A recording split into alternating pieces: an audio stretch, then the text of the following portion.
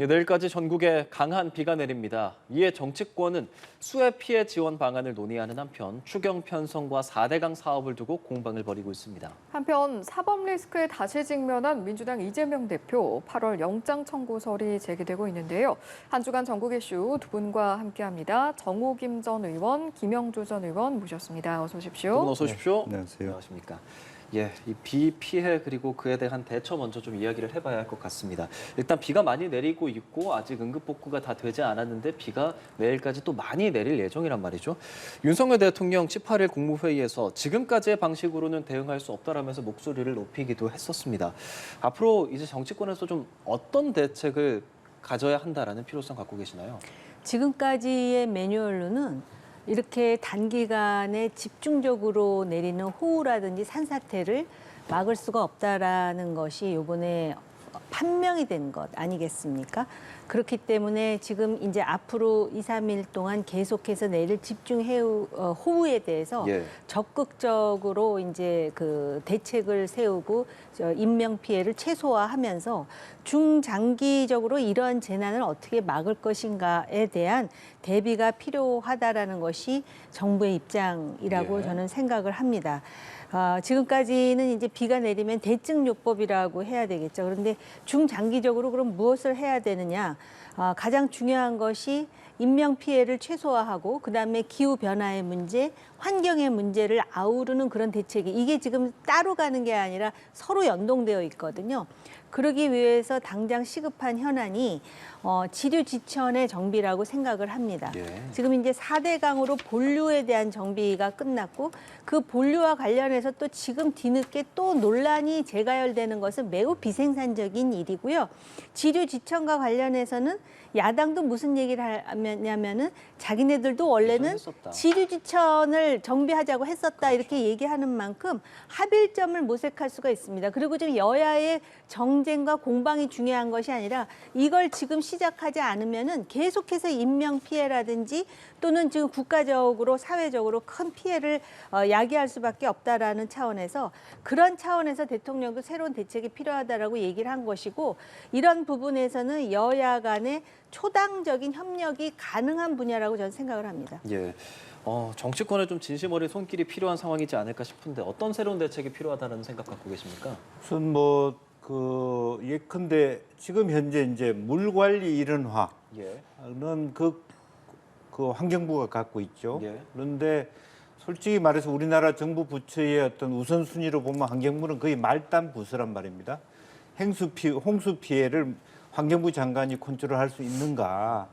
어떤 면에서는 행정안전부 장관을 중심으로 이 컨트롤이 돼야 돼요. 이번에 오송 피해만 하더라도 1차 경찰에부터 신고가 들어오면 그게 또 2차로 신고한 자는 누굽니까? 행복청 감리단이잖아요. 국토부하고 시민들이 신고를 했을 때 그걸 1차적으로 행안부가 지자체에 뿌리고 또 실제로 액션을 막아내지 않습니까? 이제 실제로 인명을 막아내는 데 있어서는 행안부가 중심이 돼야 될 것 같거든요. 그런데 국토부하고 행안부보다는 실제로 대통령은 환경부 탓을 한단 말이죠. 그러니까 그러면서 정치권 논란이 지금 현재 4대강 논란으로 가버렸습니다. 지난 정부에서 물관리 일어나 한다고 4대강의 수량, 수계, 무슨 수질 이런 걸 갖고 왔는데 이 부서가 홍수라는 영역에서 컨트롤 타워가 될 수 있느냐 이런 부분에 있어서 오히려 대통령께서 지난 정부에 들어오자마자 기후변화도 있고 했다면 인수위 과정 때부터 기상청도 행안부에 둔다든지 국토부에 둔다든지 오히려 힘 있는 국토부가 이걸 총괄한다든지 이런 문제는 사실은 수재와 관련된 컨트롤 타워일 수 있어요, 사실은. 그것을 과거 정권 탓하면서 환경부 장관한테 호통을 친다 하는 것들은 사실 늦었단 말이죠. 이제 와서 지금 정치권에서 막 총선 앞두고 지천 이야기를 하는데 지천에 대한 그 국회 법안은 이미 이미자 의원을 통해서 소위 이광재 의원을 통해서 이미 그런 법안은 제출돼 있었어요. 뒤늦게 그것을 하자라고 하는 즉 포스트 4대강도 마찬가지 4대강 한 것에 대해서 이제는 지방 하천이나 지류지천을 마저 해야 되는데 못했다 그러면 이제 와서 이제 김기현 대표도 그게 돈 넣겠다. 지금까지는 기재부가 막아서 돈 안 넣은 거 아닙니까? 이제 그런 부분에 대해서 제도적 컨트롤 타워 비상시에 비가 많이 왔을 때 행안부 장관이 지금 어디 있습니까? 탄핵돼 있기 때문에 그런 부분이 있기 때문에 제일 중요한 책임자가 화면에 안 나타나고 있어. 제일 말단에 일상적인 물 관리하는 분만 호통을 받고 있는 이 상황을 정상화해야 된다. 누가 책임일 거냐? 국토부냐 행안부가 가져가야 된다는 게 있고 실제로 지방하천 그런 부분에 돈 안 준 것도 중앙정부도 돈 줘야 된다. 그리고 마지막으로 실제적으로 보면 이런 피해에 대해서도 과연 예비비로만 할 수 있는가? 빨리 수계를 내서 예비비로 하자, 뭐로 하자가 할 게 아니라 1차, 2차적인 어떤 실질적인 빠른 대책이 있어야 된다. 그렇게 생각이 듭니다. 예, 뭐 정부에서 해야 할 역할이 있을 거고요. 또 여야에서 해야 할 역할이 있을 건데 법안 관점에서 봤을 때 지금 관련해서 아직 진척이 못 된 것도 있을 것이고 이번에 여야가 수해 현장에 가보면서 현장의 목소리를 반영해야 될 부분도 있을 겁니다. 어떤 맥락에서 좀 보완을 해야겠다라고 말씀을 해주실 수 지금 있을까요? 여야가 현장의 목소리를 반영하고 또 필요한 법안을 만들고 하는 일을 했다면은 이렇게 논란이 끊이지 않을 이유가 없겠죠. 지금 아직 재해가 끝난 것도 아닌데 누구 책임이냐를 가지고 책임 공방을 하고 또 심지어는 4대강이 잘못이다, 잘 된 것이다를 가지고 아직까지 논란을 벌이고 있지 않습니까? 4대강과 관련해서는 전 세계에 내로라 하는 강 중에 정비를 안 한 강이 있는지 제가 오히려 되묻고 싶습니다. 그만큼 그 홍수라든지 가뭄 피해에 대비하기 위해서는 강 본류를 정비하는 것이 맞고 그것이 정비가 되면 그다음에 지류지천을 해야 되는 것이 맞는데 이명박 정부 이후에 그 다음 정부에서 지류지천 정비를 아예 시작도 안 했다라는 것이 지금 문제이고요. 그다음에 여야가 해야 될 것이 지금 행안부 강조하셨는데 맞습니다. 그런데 지금 막상 재해가 발생하면 행안부뿐만 아니라 국토부라든지 환경부라든지 조율을 해야 되는데 그게 지금 안 되기 때문에 더 큰 문제가 생깁니다. 이번에도 보면은 일단 신고를 받았다, 어디에 전했다, 마치 또 끝말을 이어가는 것처럼 그것만 했지 액션을 취하는 부처가 없다라는 것이 문제 아닙니까? 근데 이제 지금 기후변화 때문에 재난이라는 것이 가벼운 재난으로 끝나지 않고 당장 오늘부터도 뭐 150mm, 180mm 비가 온다 그러는데요.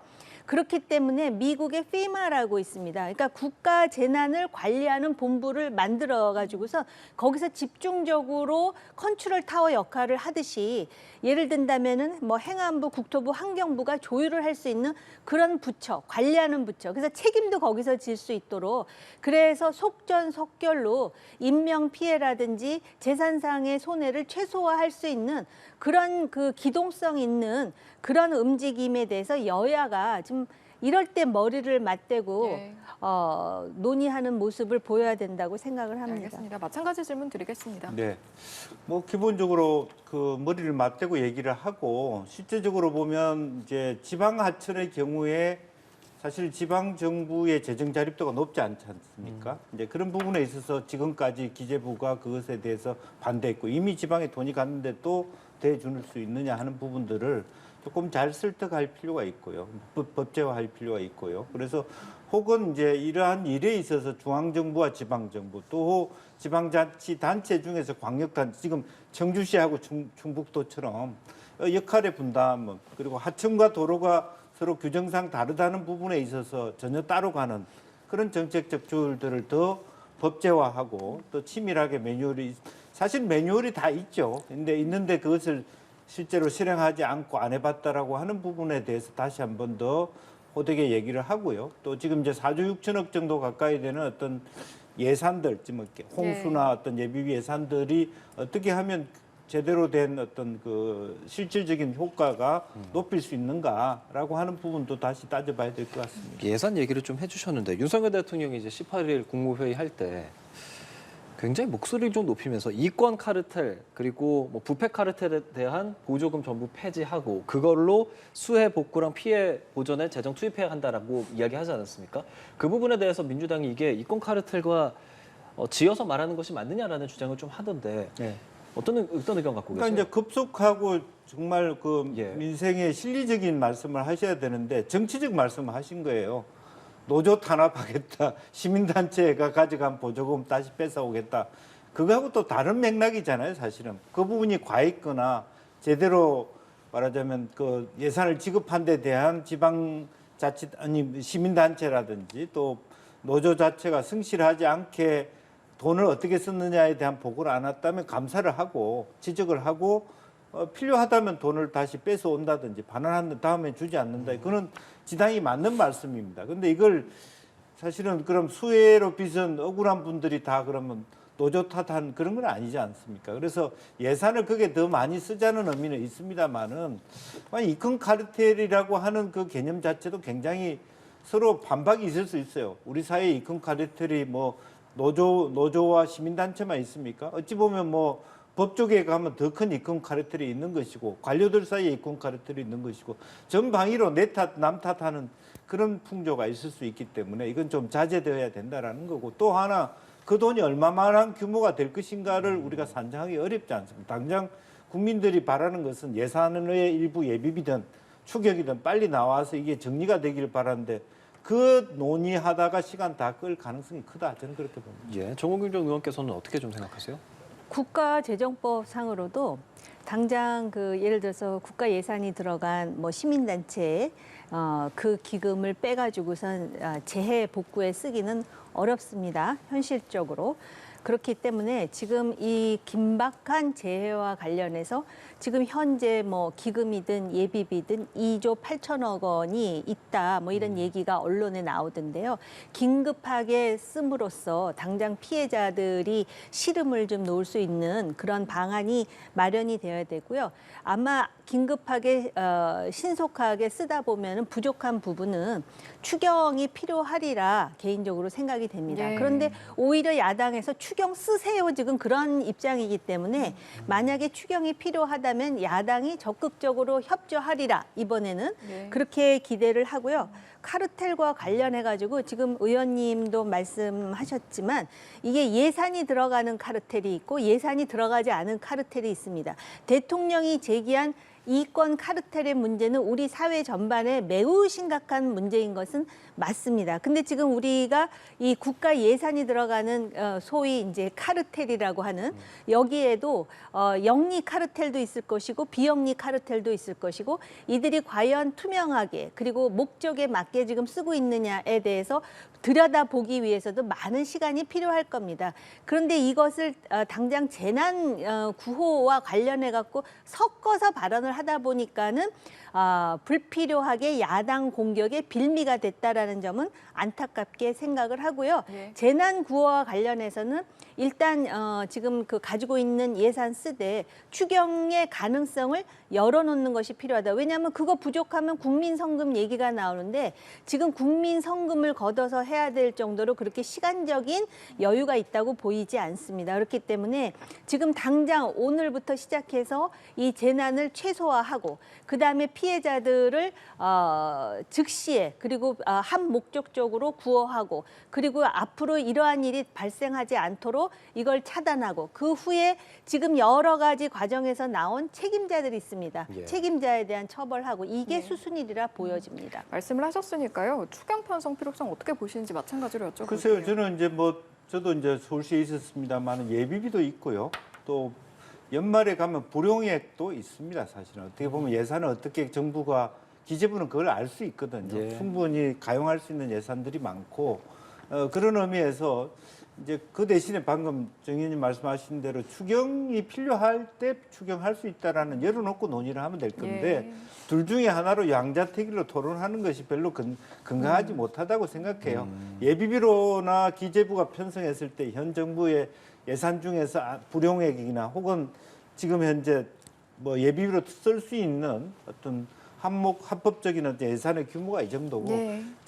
지금 재해가 아직도 진행 중에 있지 않습니까? 전체적으로 그런 과정에서 그야말로 우리가 예비비로 충당이 안 할 때 예비비 추경 편성하겠다 이런 기조로 열어놓고 가면 될 것을 예. 이거 하자 저거 하자라고 하는 부분은 뭐 사실은 별로 오히려 그 민생이라든지 국민들에게 도움이 되지는 않는다 그렇게 생각합니다. 예, 두 분에 관련된 입장도 들어봤는데 저희가 좀 초반에 두 분께서 언급을 좀 해주셨지만 이게 그래서 4대강 사업에 대한 이야기까지도 정치권에서는 계속 지금 여야의 공방으로 좀 치닫고 있어요.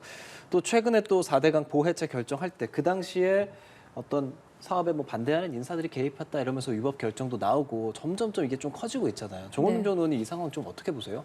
저는 지금 이 재난의 시점에 4대강과 관련해가지고 전 정권과 현 정권 간에 예. 이런 식의 정치적 공방이 나오는 것에 대해서 개탄스럽게 생각을 합니다. 그리고 이게 어떻게 국가의 중요한 사업인데 정부가 바뀔 때마다 그 정부의 입맛에 맞는 감사 결과가 나오는지 이게 한국의 수준이어야 되는지에 대해서도 정말 그 깊은 한숨이 나올 지경입니다. 그런데 어쨌든 이번 정부의 감사원에서 감사를 해봤더니 지난 정부에서 보해체 결정을 내리면서 해체 결정하는 과정에서 실제로 그 위원들이 4대강을 반대하는 사람들로 구성되어 있을 뿐만 아니라 그 결론을 유도하기 위해서 거의 조작에 가까운 여러 가지 주작을 했다라는 식의 이제 결론 아니겠습니까? 그렇기 때문에 보가 잘못된 것이 없으니 지금 보는 다 존치하겠다. 네. 또 이런 결론이 나왔는데요. 아까도 말씀드렸듯이 지금 주요 강에 대한 정비는 전 세계적인 사업입니다. 뭐 라인 강이 됐던 도나우 강이 됐던 미국의 포토맥 강이 됐던 허슨 강이 됐든 정비 안 한 강을 좀 보라고요. 없어요. 그럴 정도로 왜 4대강을 그럼 정비해야 되느냐. 그만큼 강이 오염됐고 우리가 물 부족 국가였을 뿐만 아니라 홍수 때 범람의 우려가 있었고 또 이전에 김대중 정부나 노무현 정부 때도 그걸 하려고 했는데 엄두를 못 낸 거예요. 수십조. 물론 그럼 4대강이 이명박 정부 때 한 4대강 사업이 100% 완전하냐? 물론 아쉬운 점이 있습니다. 예를 든다면 너무 갑작스럽게 하는 바람에 또 뭐 이런 정책상의 그런 하자가 있을 수도 있고 또 지류 지천 사업을 앞으로 함에 있어서 4대강 본류 사업에 했을 때 그 시행착오를 잘 반영해서 지류 지천 사업에서는 그런 작은 실책이라도 없게 하면 되는 것이지 이걸 근본적으로 양쪽의 근본주의자들이 4대강이 잘 됐다 이미 다 해놨는데 이거는 의미가 없지만 그럼에도 불구하고 지금 감사원의 결과에 따라서 그런 어떤 그 4대강 보호와 관련한 결론에 실제로 인위적인 그런 주작이 있었다면 이거는 법적인 처리를 안 할 수가 없죠. 보호와 관련해서도 여러 가지 오해가 있는데요. 제가 알기로는 이 보가 수위에 따라서 이게 조절되는 것으로 알고 있는데 또 일부 그 환경 전문가들에 의하면 보 때문에 강의 유속에 방해를 준다. 이런 거는 지류 지천 사업을 할 때 반영하면 되는 것 아니겠습니까?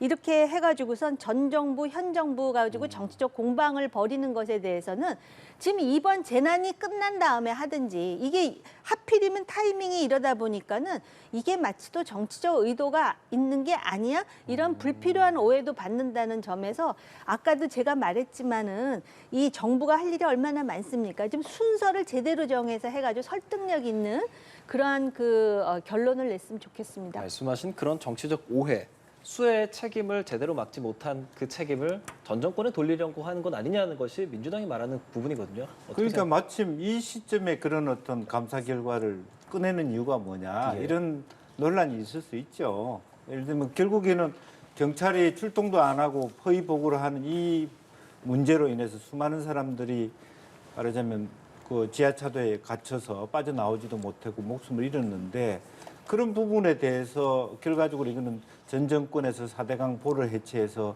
이렇다. 이렇게 얘기하려고 하는 의도가 있는 거 아니냐 이렇게 물어보직하죠. 그런데 근본적으로 어쨌든 우리 강은 예. 유럽하고 좀 다릅니다. 유럽의 다른 강들은 1년 내에 우기가 거의 비슷해요. 수량이. 비가 이렇게 꾸준히 오는 편인데 우리는 여름에 많이 오고 겨울에 안 오는 이런 특성이 있습니다. 그러다 보니까 여러 가지 일반화할 수 없는 우리만의 독특한 구조가 있는 거고 이제 그러다 보니까 문재인 정부 때는 오히려 이제 너무 급격하게 4대강 건설에 따른 생태적 파괴 주안점을 두어서 반대론이 많았던 것이고 또 실제적으로 말하자면 강이나 보나 댐이 사실은 수지를 잘 관리해서 홍수를 막는 역할도 분명히 있는 거거든요. 그 두 가지 어떤 특성과 순기능들을 잘 이어가지 못하고 이거 아니면 저거 양자택일적 논리는 했기 때문에 이런 문제가 있다고 생각이 들고요. 그래서 그러한 차원에 있어서 무분별하게 뭐 보를 해체해서 생기는 문제 같으면 보를 준수할 필요도 있다고 저는 보여져요. 다만 이 타임에 그 논의를 할 것이냐 그것은 충분히 오해받을 만하다 저는 그렇게 봅니다. 예, 수해를 기점으로 해서 원인을 좀 찾아가다 보니까 뭐 여러 가지 공방도 나오고 있습니다만 일단은 기본적으로는 수해가 더 이상 발생하지 않고 또 수해 복구가 하루속히 완벽하게 될 수 있도록 바라보도록 하겠습니다. 주제를 좀 바꿔보겠습니다. 지난주에 화두가 됐던 정치권 소식을 한번 돌이켜보자면 이화영 부지사의 진술과 관련된 내용을 떠올려 볼 수가 있을 것 같습니다. 그런데 이게 좀 특이한 것이 진술이 번복이 됐다라고 알려졌다가 또 다시 직접 입장문을 냈어요. 그런 사실이 없다. 애초에 왜 이런 혼란 상황이 발생했는지도 궁금하고요. 네. 진실은 무엇일지도 궁금합니다. 사실은 이제 그게 어떻게 보면 말장난처럼 보일 수도 있는데 깊이 네. 들어가면 이게 사전 보고는 안 했다. 혹은 그러면 사후 보고할 수 있는 거잖아요. 인지했냐 안 했냐, 보고했냐 안 했냐라는 측면에서 결과적으로는 제가 봤을 때는 뭐 이화영 전 부지사가 말을 바꾼 듯 하더라도 결과적으로는 안부수 저는 아태위원회 뭐 협회 회장 또 그것에 대한 뭐 국정원의 진술 그리고 김성태 전 회장 이 또 어쨌든 이화영 전 부지사도 완전하게 모른다라고 주장하지는 않는 것 같습니다. 서서히 자기 입장에서 보면 자기 혼자서 이 문제를 다 안고 가는 것에 대한 부담감을 느끼고 있는 건 사실인 것 같고요. 더 혼란스러운 거는 또 이화영 전 부지사의 부인이 또 탄원서를 낸 것이 더 혼란스럽고 이건 무슨 마치 정치 공작인 것처럼 그것은 어떤 의도로 낸 것인지 그것도 모르겠습니다만은 결과적으로 중요한 것은 이재명 대표 입장에서 상당히 어려운 지경으로 치닫고 있다라고 하는 건 분명한 사실일 겁니다. 그러니까 재판부가 판단했을 때 부분적으로 이화영 전 지사가 왔다 갔다 한 것처럼 보여질 수는 있으나 기본적으로 이재명 대표가 인지하지 못했다는 쪽으로 가기보다는 인지하고 있다는 쪽으로 가고 있는 것은 사실이 아닌가 그렇게 예. 보입니다. 정호겸 의원께서는 어떻게 해석하고 계신지 여쭤볼게요. 그 비공개 법정에서 변호사에 의해서 실제로 쌍방울 측에 이재명 대표의 방북을 요청했다라는 것하고 그다음에 그것을 사전에 이재명 대표에게 보고했다는 내용만 있었고요. 그다음에 그 방북 비용으로 지금 쌍방울이 대납한 300만 불 있지 않습니까? 예. 그리고 또 스마트팜에 들어갔다는 500만 불에 대해서 돈 얘기는 하지 않았다. 여기까지 나온 거예요. 여기까지 나오다 보니까는 재판부도 그렇고 뭔가 지금 그 피고, 즉 이화영 전 부지사의 입장이 지금 조금씩 변해가고 있는 게 아니냐라는 추측이 합리적으로 가능했던 것입니다. 그런데 갑자기 부인이 탄원서를 내요. 그렇죠. 그러면서 무슨 전기 고문에 달하는 압박 운운하면서 그래서 그 사실은 지금 본인의 남편이 아니라 이재명 대표를 엮으려고 이렇게 하는 것이다라는 탄원서를 내는데 저는 개인적으로 말입니다. 탄원서를 낼 때 내 남편을 어떻게 하려고 탄원서를 내는 거면 모르겠는데 궁극적으로 이재명 대표를 몰아가기 위해서 탄원서 그것이 그래서 남편이 지금 그렇게 했다라는 식으로 몰아가고 있는 겁니다라고 이 이화영 전 부지사의 부인이 그것도 탄원서를 민주당에 낸 거예요. 법정에 낸 것도 아니고. 하여튼 개인적으로 그렇다는 것이고요. 그다음에 그 이후에 다시 이화영 부지사가 MBC에 지금 자필로 편지를 썼다는 거 아니에요. 그래서 그런 일이 없다라고 하는 것인데 그러면서 무슨 얘기를 하냐면은 그 비슷한 얘기는 했다는 거예요. 방북 요청. 단지 이재명 대표에게 사전 보고를 하지 않았다라는 얘기인데요. 그렇다 그걸 액면 그대로 믿는다 하더라도 그러면은 김성태라는 조폭 출신의 기업가가 300만 불씩이나 방북 비용, 그때 자기 방북 비용이 아니라 이재명 지사의 방북 비용을 댔다라는 것을 어떻게 설명하느냐라는 것이고 지금 둑이 무너지기 시작했다라고 저는 생각이 돼요. 이게 한꺼번에 와르르 무너진 건 아니지만 뭔가 입장의 변화. 그리고 지금 이화영 전 부지사는 자신의 뭐 법인카드 오남용이라든지 그거 외에도 300만 불, 500만 불과 관련해서 자신이 온전히 이것을 다 뒤집어 쓴다? 과연 그것을 뒤집어 쓰는 실익이 있을까에 대한 인간적인 고민이 있을 것이다라고 그냥 상상해 봅니다. 아직까지 뭐가 지금 단정된 건 아니고 이제 공개 재판에서 어떤 말을 하는지 지켜볼 일이라고 생각을 합니다. 상황이 이만큼 오니까 이제 구속영장 청구할 것이다. 7말 뭐 8초 이거 얘기 나오더라고요. 네. 국회 잠깐 멈춰 있는 동안 할 것이다. 네. 사실 민주당에서 혁신이 띄우고 1호 이 불체포 특권 포기하자라고 얘기했는데 그 부분도 결과적으로는 정당한이라는 단서를 달았어요. 이번에 만약에 7말 8초에 들어간다면 영장 청구된다면 이번엔 뭐 어떻게 결과 어떻게 좀 봐야 될까요, 저희가? 근데 7말 8초가 되면 정당한의 의미도 없는 그쵸, 거죠. 어차피 국회가 뭐 되는 열리지 거니까. 않은 상태에서 되는 것은 국회가 열려 있어야만 9월 10월 달에 했을 때만 그게 정당한이냐 아니냐, 국민 눈높이냐 아니냐에 따라서 입장이 갈 텐데 그나마도 뭐 혁신위에서 포기하자 또 혹은 좀 뜬금없지만은 뭐 기명 투표하자 이런 얘기까지 좀 일부 나온 적이 있습니다만 어쨌든 그렇다면 오히려 뭐 한편으로 역으로 이런 얘기도 있어요. 민주당을 곤혹스럽게 하기 위해서 오히려 7말 8초에 안 하고 9월 달이나 10월 달에 할 것이다. 아예 더 혼란스럽게 만들기 체포동의안 위해서 포기를 할 수 있도록. 민주당이 자중 질환을 일으키는 것을 보여주겠다. 이런 이제 민주당 내에서 그걸 이제 그런 얘기까지 했는데 이 순서대로 가면 7말 8초에도 될 가능성이 많고 직접 나와서 말하자면 그 적부심 심사를 바로 가야 될 상황이 올 수도 있다. 아마 이재명 대표는 그것도 내심 각오를 하는 준비를 하는 뭐 그래야 되지 않을까 그렇게 보여집니다. 이재명 대표 측은 뭐 법원에서 기각되면 오히려 이게 전화위복으로 삼을 수 있고 사법 리스크에서 좀 벗어날 수도 있다는 의견도 조금 보이는 것 같은데 말이죠. 본인이 앞으로 자신과 관련된 그 불체포 특권은 활용하지 않겠다, 원용하지 않겠다라고 이미 개인적으로 얘기했습니다. 이것에 대해서 정당한이라는 조건을 붙인 사람들은 민주당의 국회의원들이었고요. 그런데 아마 그때만 하더라도 이제 더 이상 그 체포 동의안이 국회로 날아오는 일은 없을 것이다라고 확신할 만한 어떤 정황적인 상황이 벌어졌나? 이렇게 생각을 했었는데 지금 이제 새로운 상황이 도래될 가능성은 열었지만 지금 이화영 부지사가 그렇다고 단정적으로 보고했다라고 얘기한 게 아니기 때문에 과연 우리가 이 얘기를 미리 하는 것이 적절한지는 잘 모르겠습니다만은 정치인의 생명은 적어도 자기가 한 말에 대해서 지킨다. 지키고 싶지 않아도 지킨다라는 그런 외연을 갖추어서 그런 이미지를 구축해야 된다라는 차원에서 본다면은 본인이 지금 고민이 깊지 않을까. 어찌됐든 검찰이 수사를 하지 않고 정치를 한다라고 단언을 했는데요. 이것에 대해서는 뭐 지켜볼 수밖에 없고요. 법원에서 기각되는지의 여부에 대해서도 우리가 미리 말할 수는 없죠. 왜냐하면은 지금 대장동뿐만이 아니라 지금 한두 개가 걸린 게 아닙니다. 과연 이게 단순히 사법 리스크로만 끝날 것인지 아니면 진짜 사법 절차를 밟게 될 것인지에 대해서 다들 국민들도 정황적으로 어떻다라는 생각을 합니다. 조금 전에도 말씀드렸지만 아직 입에서 안 나왔어요. 그러지만 그러면은 김성태는 바보가 아닌데 왜 300만 불을 내줬느냐 이거예요. 그런 차원에서 미리 대비할 필요는 있을 것 같습니다. 이재명 대표 차원에서. 예, 뭐 아직까지는 추정이니까요. 상황이 실제로 어떻게 흘러갈지는 함께 지켜보시죠. 자, 그런가 하면 통장 위조 혐의를 받는 윤석열 대통령의 장모가 법정 구속이 됐습니다.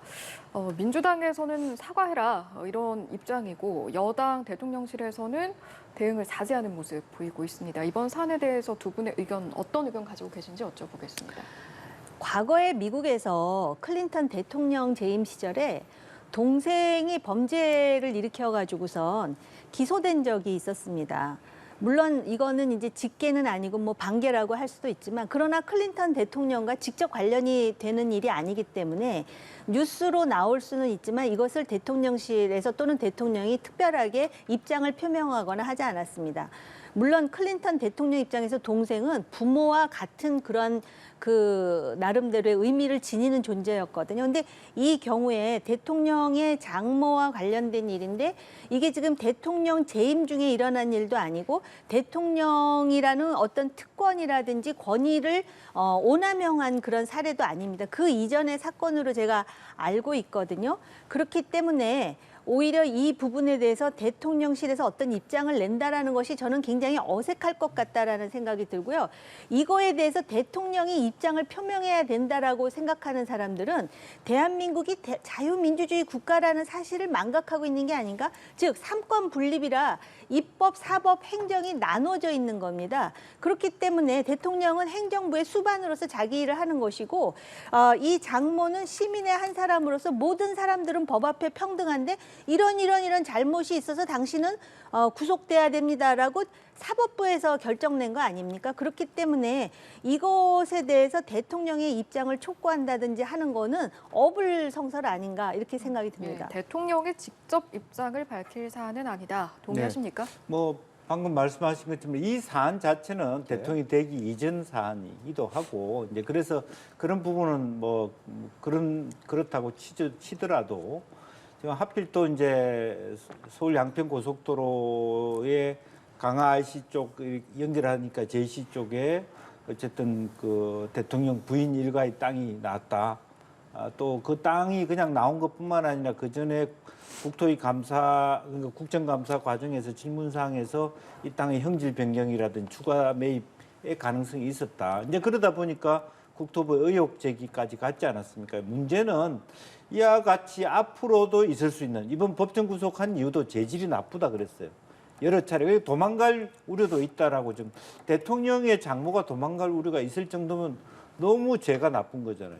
어떻게 대통령의 장모가 어디를 도망갑니까? 이제 그럼에도 불구하고 재판부가 그런 정도의 언지를 했다는 것은 굉장히 여러 차례 이런 일이 있었다는 것이고 그렇다면 최소한 민정수석이나 특별감찰관을 통해서 앞으로 있을 이와 같은 혐의가 있어 왔던 장모를 준 덕이든 뭐 처남을 준 덕이든 그런 부분에 대해서 재발 방지 대책을 해야 되지 않느냐. 이 문제와 관련해서 대통령실이 말을 해야 될 이유는 없습니다. 그러나 이 문제로 인하여 또 이와 같은 양평 땅과 관련된 의혹이 많으므로 앞으로 대통령실의 개입이 없도록 하겠다. 국민들 앞에 선언할 이유는 있다고 봅니다. 이제 그런 문제에 대한 답을 할 필요는 있다. 그런 생각입니다. 그렇군요. 그럼 대통령실의 공식 해명이 필요하다고 보는지 한 가지 다른 주제 좀 여쭤보겠습니다. 경찰 측에서 그 관저 선정할 때 천공이 개입했다 이 부분에 대해서 경찰이 천공이 아니라 이게 백교수 그러니까 풍수지리학계 최고 권위자라고 불리는 사람이다라는 결과를 발표를 했고 그래서 이게 민주당에서 너무 이걸 풍속적인 프레임으로 몰고 가는 것 아니냐라고 국민의힘에서 계속 입장 내고 있지 않습니까? 이것도 대통령실에서 입장 내야 된다고 보세요, 그럼? 저는 그렇게는 보지 않습니다. 다만 이제 그 국방부의 부승찬 뭡니까 당시 대변인이었습니까? 이제 그분에 대한 논의가 있었기 때문에 그런데 논의에 대한 해명은 필요할 수 있어. 질문에 대한 답은 해줄 필요가 있습니다만은 사실은 저는 오히려 이제 이 자체보다는 무속인이 끼었다 안 끼었다, 풍수지리를 한다 안 한다. 이 사실은 우리 사회에 어떻게 보면 누구나 한 번씩 큰 땅을 이사를 갈 때라든지 물어보는 사람도 있어요. 그걸 불법화하거나 꼭 답을 해야 될 이유는 아닙니다. 여러 가지 이유 중에 하나일 수 있지만 그런 사안보다는 정말 그럼 청와대에서 대통령이 나오려고 용산으로 나오려고 했던 이유는 뭔가? 왜 며칠도 안 있고 바로 나오면서 이런 부작용을 만들었느냐? 사실 나오셔더라도 충분히 정리하면서 말하자면 그 보안 문제를 철저히 해서 올 연말 정도 나오셔도 되지 않습니까? 1년 뒤에. 이제 그런 부분 며칠 상간에 땅을 집을 비워가지고 이렇게 사실은 뭐 합참도 인사가면서까지 나와야 될 이유가 있었느냐에 대한 궁금증이 있었기 때문에 이게 부수적으로 강한 거예요. 그리고 정말 그 나오게 된 이유도 국민들하고 더 가까이 가는데 가까이 가고 있냐 대통령이 이런 근본적인 이사의 이유에 청와대나 지금 현재 대통령실이 답을 해야 될 이유가 있다라고 생각이 듭니다. 그렇군요. 경찰에서 아직 100% 확실한 건 아니고 이제 결과를 조만간 발표한다라고 하는데 어떻게 좀 보세요, 이건? 아니 그러니까는 이제 대통령실을 이전하는데 천공은 가지 않았고 천공 비슷하게 수염난 사람이 갔다. 지금 그렇게 얘기가 나오니까 또 민주당에서는 그것 자체가 풍수지리가들이 개입된 것이 아니냐. 또 이렇게 반격을 하자 국민의힘 쪽에서는 무슨 소리야. 과거에 김정숙 여사도 이 사람을 만났어서 지금 이렇게 정말 우스꽝스러운 논란을 되풀이하고 있는데요. 일단 풍수지리와 관련해가지고요. 사실 그 용산 대통령실 이전이 굉장히 빠르게 추진이 된 거는 맞는데요. 제가 무슨 풍수지리 전문가분들을 폄훼할 생각은 없어요. 근데 어쨌든 갔다는 거 아니에요? 갔음에도 불구하고 지금 용산 대통령실이 하루도 편할 날이 없습니다. 그렇지 않습니까? 그러니까 앞으로 지금 정부도 그렇고 또 다음에 또 정부에 수임하실 분들도 그렇고 풍수지리에 너무 연연할 필요가 없는 거 아니냐. 소신껏 진정성을 가지고 해야지. 지금 얼마나 시끄럽습니까? 지금 뭐 아까 양평 고속도로 얘기도 나오던데요. 그리고 어찌됐든 간에 이거 경찰이 이렇게 수사를 한 거 아닙니까? 그런데 이거에 대해서 일일이 대통령실에서는 한마디 할 수도 있을 것 같아요. 왜냐하면 어찌됐든 이게 지금 취임하고 그 대통령실을 옮기는 과정에서 나온 이야기니까. 그러나 대통령의 입장이라든지 뭐 그런 입장은 필요하지 않다고 보여지고요. 단지 야당의 반응이 재미있습니다. 처음에는 천공이라고 그렇게 우겨대다가 지금은 또 천공 비슷한 사람이라 그러니까 그 사람도 풍수지리 했던 사람이잖아. 이런 식의 야당의 주장과 강변, 야당도 좀 야당답게 적어도 169석이나 되는 의석을 가진 제1야당 아닙니까? 그렇다면은 좀 기본적으로 좀 스탠스를 좀 그 뭐랄까 성숙한 방향으로 바꾸는 게 어떨까 싶습니다. 예, 알겠습니다. 이렇게 한 주간 여러 가지 전국 이슈들 두 분과 함께 봤습니다. 오늘 이 시간은 정호김 전 의원, 김영주 전 의원 두 분과 함께했습니다. 고맙습니다. 잘 들었습니다.